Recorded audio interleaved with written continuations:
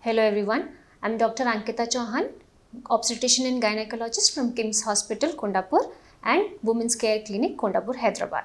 So today we are going to discuss all about fibroids. So first of all, what is a fibroid? Fibroid is a benign growth from the smooth muscle cells of the uterus, which is basically in the middle layer of the uterus, that is myometrium. So uterus has three layers: inner, middle and outer. So depending on the location of this fibroid, there are multiple types of fibroid. The fibroids which arises from the intramural, that myometrium, and goes into the cavity, they are known as submucosal fibroids. The fibroids which just stay in the myometrium is known as intramural fibroids. And the fibroids which arising from the myometrium and going outside the uterus into the abdominal cavity is known as subserosal fibroid. So what causes this fibroid? So there is no known cause of the fibroid, but there are some assumptions like genetic predisposing factor. So if your sister or your mother has been suffering from fibroid, so you are in a higher risk of getting fibroids. So others risk factor is obesity, as obesity increases the more estrogen in our body. Okay, so females eating lot of processed food, lot of red meat, they are also on a higher risk of getting fibroids, because fibroid is a hormone dependent mass. So whenever there is a drastic hormone change in our body, we can see change in the size of the fibroid. For example, the fibroid will increase in size during pregnancy as we have higher levels of hormone during pregnancy. And fibroids tends to decrease in size after menopause as the hormone levels in the female body has significantly gone down. Okay, these were the causes of the fibroid. Now basically fibroid is a problem of reproductive age group, and approximately 70 to 80% females will have this problem sometime in their life. It can be early reproductive age group or the 20s, 30s, anytime they will be suffering from fibroid. Now, what would be the symptoms of the fibroid? Symptom basically depends on the location of the fibroids. So many times the fibroid will be asymptomatic without causing any trouble to the patient, and this would be diagnosed only incidentally whenever the patient walks in for some other problem, and on doing an ultrasound or going for some other imaging techniques, we find out that the patient has fibroid. So most of them are asymptomatic, but when the patient has symptoms, usually if the fibroid is approaching the cavity of the uterus, then the people will come with high amount of bleeding, that is known as menorrhagia. This menorrhagia can be in form of long bleeding period or heavy flow, also with clots. Okay, whenever this fibroid will distort the uterine cavity, it can lead to infertility, that is difficulty in getting pregnant, and if the female gets pregnant, there would be higher chances of miscarriage or abortion. Apart from these, she will also suffer from lot of pain. That pain could be dysmenorrhea, that is pain during periods or during intercourse, or otherwise also she can suffer from pain. Now the fibroids which are subserosal or on the outer layer of the uterus, these fibroids will basically give only pressure symptoms to the patient and will be undiagnosed can be undiagnosed for a long period of time. So what pressure symptoms we can see?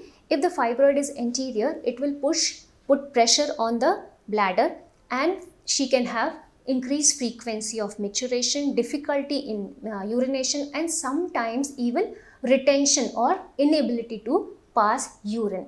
If the fibroid is on the posterior surface of uterus, then we can see backache if the fibroid size is very big, and it can also lead to constipation if it is constantly putting pressure on the bowel of the patient. So now how to diagnose a fibroid?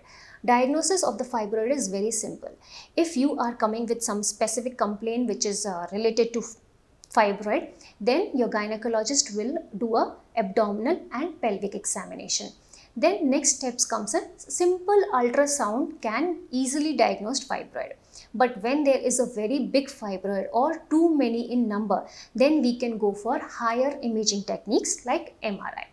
And we can also go for basic lab test like hemoglobin to find out if you have become anemic with long periods of bleeding. Okay.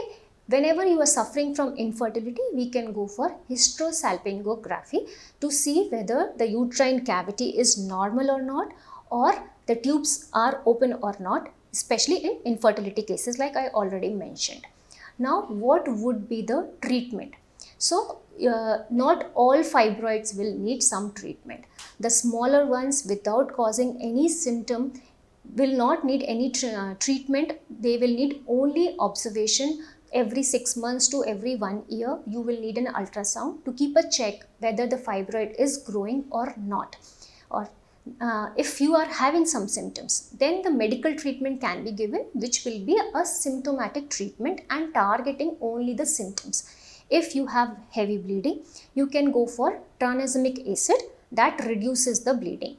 If you have pain, then we can give you some NSAIDs, some painkillers to relieve you with the pain. There are certain hormonal medications also like GnRH agonist.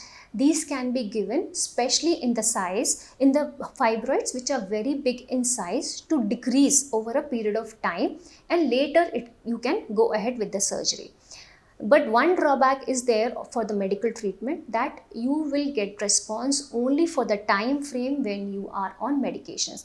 Once the medications have been stopped, your all symptoms will be reversed back.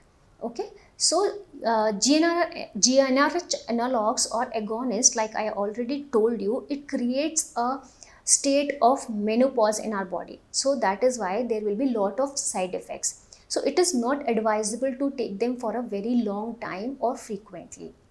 We give them only for patients who they are planning surgery after few months, or if the fibroid is very big, then we need to decrease the size and the vascularity of the fibroid before we can actually go in for the surgery. Now, the surgical management. Surgical management will entirely depend on the location of the fibroid, and it will also depend on whether we need to continue the fertility, whether the childbearing of that female or the patient has been completed or not. If somebody of reproductive age group who is planning for future pregnancy comes to us, then the surgical management would be myomectomy. Myomectomy is only removal of fibroid. Now we can do this myomectomy through different approaches. If the fibroid is inside the cavity and hanging with a small stalk or a small pedicle, then we can go for hysteroscopic removal of these fibroids. If the fibroid is very big and accessible through the on the outer surface of the uterus, then we have to go for lap myomectomy laparoscopically, or in very large fibroids we can also go for open myomectomies. So now as we have already spoken about myomectomy, next is hysterectomy.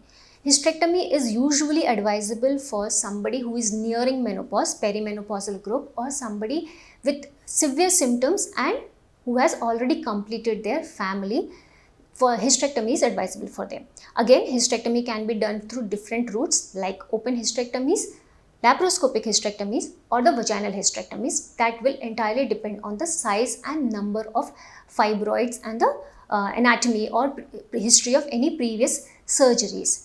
Now, one more treatment modality is available, that is uterine artery embolization. In uterine artery embolization, we will take small particles of medications that will be kept into the uterine artery, that is the main blood vessel of the uterus. What does this do? This decreases the blood supply of the fibroid, and ultimately it will shrink the fibroid and decrease in size. This also can be used prior to surgery for a very big fibroid to avoid blood loss and to decrease the size and make the surgery easier and to remove the fibroid, and also easier to conserve the uterus.